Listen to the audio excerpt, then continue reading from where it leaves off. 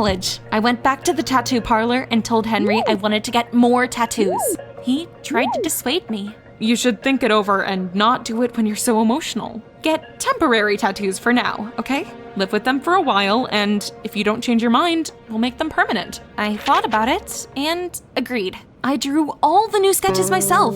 A few days later, Henry transferred them to my skin right before the trip.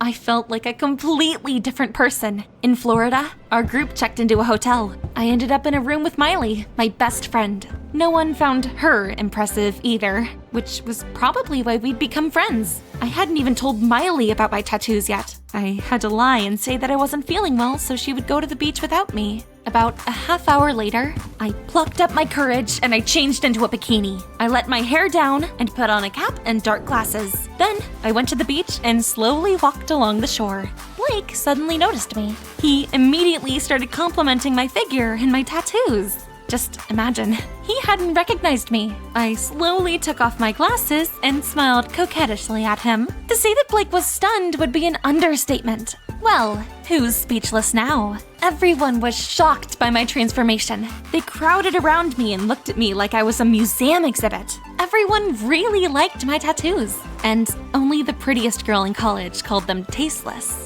Nora, just admit that you're jealous. Lana turned out to have a very cool figure, and her tattoos are pretty great too.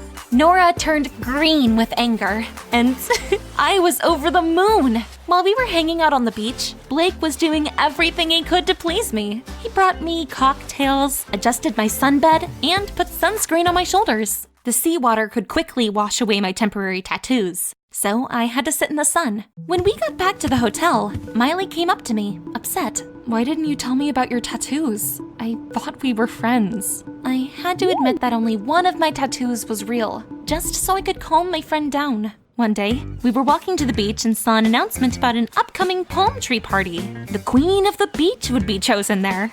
Of course, all the girls immediately wanted to participate. Lana, let's go to the party together.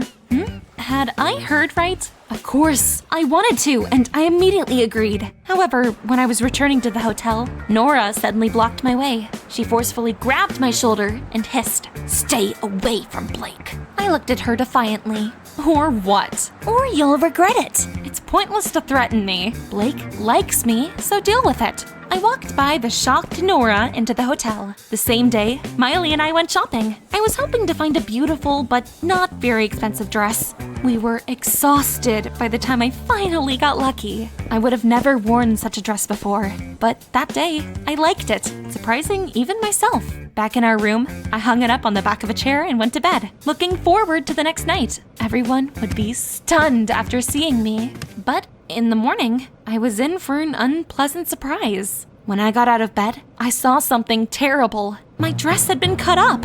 I was shocked. It didn't take me long to guess who had done it. Of course, it must have been Nora. Ugh, she was so nasty. But she wasn't gonna get rid of me that easy. I went down to the reception and asked for sewing supplies. While everyone was out hanging on the beach, I drew a sketch of a new outfit and started to work on the dress. I was able to turn it into an original Hawaiian-style top and skirt. To be honest, I liked my new outfit even more than I'd liked the dress. Remember how I'd said that everyone had been shocked to see me with tattoos and in a bikini? Well, my appearance at the party had the same effect. Blake met me at the entrance to the beach, and when we appeared on the dance floor together, that was something. You should have seen our classmates' faces. Nora, once again, turned green with envy. Everyone was having fun, dancing limbo and drinking tropical cocktails. Then, the competition began, and all the girls lined up by a small catwalk. One by one, they walked in and posed while cool music played. We were told that the one with the loudest applause would win. Nora did great, but when I got on the catwalk, well, you get it, right? The beach exploded with applause. It was incredible. I had never felt so admired in my life.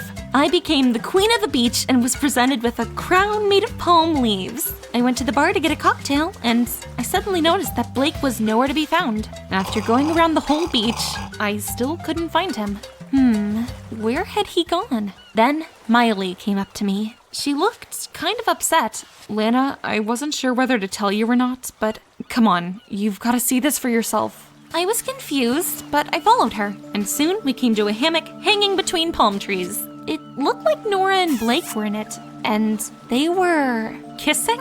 How was this possible? I felt so hurt. Blake pushed Nora away and got up. I didn't even want to listen to what he had to say, and I ran away. I didn't even notice that my palm crown had fallen off my head. I walked along the beach, crying my eyes out. I sat on a bench and realized that I really was a loser after all. What was the point of changing if Blake had just chosen another girl anyway? A man came and sat down next to me. At first, I got scared and wanted to leave, but he suddenly complimented my tattoos. These are very interesting drawings. The artist must be talented. Actually, I drew the sketches for these tattoos myself. The man looked surprised and said that if I kept practicing, I'd have a great future ahead of me. I suddenly realized that his face looked really familiar, but I couldn't remember for the life of me where I'd seen him. The next day, we had a boat trip planned. We arrived at the yacht and Blake came up to me to talk. You are such a traitor! If you liked Nora, you shouldn't have been flirting with me. But I only came to the hammock because I was told you would be there. I looked at him blankly.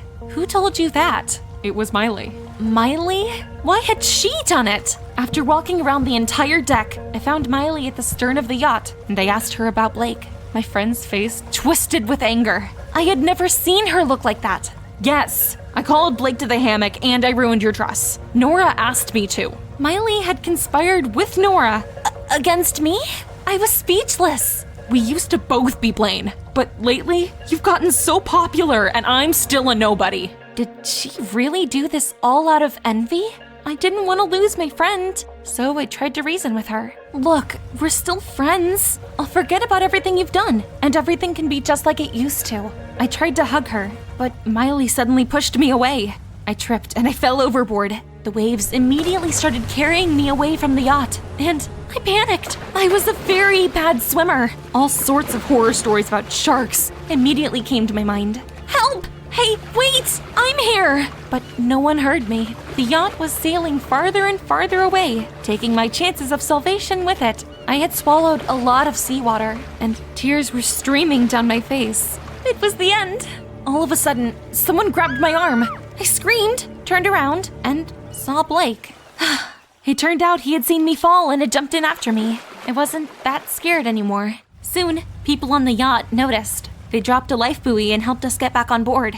People immediately crowded around us. They wrapped me in a towel and started rubbing my arms. Miley suddenly appeared next to me and asked sarcastically, "How are your tattoos after swimming in the seawater?" Even after everything that she had done to me, that betrayal came as a surprise. Nora immediately grabbed my arm and rubbed my drawing away. Of course, the tattoos started to fade. When everyone realized that my tattoos weren't real, they started to make fun of me again. I hoped Blake would stand up for me, but he looked disappointed. I was amazed by how brave you were to have gotten so many tattoos, but you're just a liar. Even him kissing Nora hadn't hurt me this bad. Yeah, my tattoos were fake. So what? Was it really that important? Back at the hotel, I had hidden from everyone by the pool.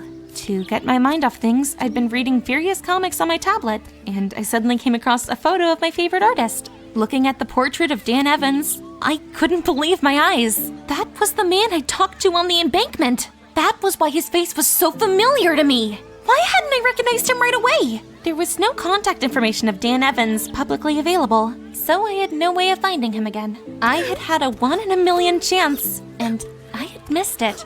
That made me feel even worse than I had before, and I burst into tears again. As we were leaving Florida, my classmates weren't paying attention to me or making fun of me. I came home in a terrible mood. Standing in the shower, as I was angrily washing off the remnants of my tattoos, I suddenly realized I wanted to get real ones. Not because I was feeling hurt, but because I had thought about it and come to a decision, just like Henry had told me to do. The tattoos seemed to reflect my inner world, and they helped me to express myself. So, the next day, instead of going to college, I went to the tattoo parlor. Henry was really happy to see me again, and he didn't try to dissuade me. So, in a few days, I had a lot of new permanent tattoos. As I was getting the last batch of them, a visitor suddenly walked into the parlor. I turned around and I froze with my mouth open. I thought I was dreaming. It was Dan Evans. It turned out that Henry was his nephew. I almost fainted from the news. Dan Evans suddenly took a closer look at me and smiled. Oh, I remember you. You're that talented girl I saw in Florida.